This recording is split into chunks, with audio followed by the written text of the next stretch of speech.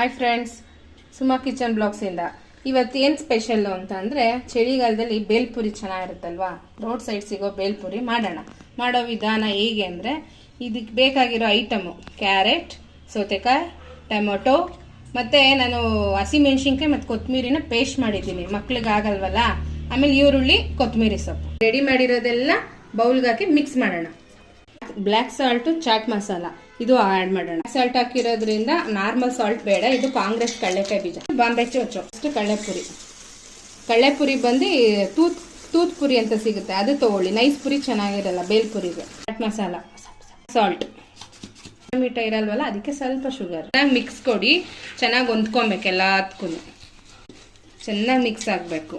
ಖಾರ ಸ್ಪೈಸಸ್ ಎಷ್ಟು ಬೇಕು ಅಂದ್ರೆ ಚಿಲ್ಲಿ ಪೌಡ್ರು ಹಾಕೊಬೋದು. ಈಗ ಸರ್ವ್ ಮಾಡೋಕೆ ರೆಡಿ ಇದೆ. ಟೇಸ್ಟ್ ಮಾಡಿ, ಚೆನ್ನಾಗಿರುತ್ತೆ, ಮಕ್ಳಿಗೂ ಇಷ್ಟ ಆಗುತ್ತೆ. ರೋಡ್ ಸೈಡ್ ತಿನ್ನೋದ್ಕಿಂತ ಮನೇಲಿ ಮಾಡ್ಕೊಂತೀವಿ.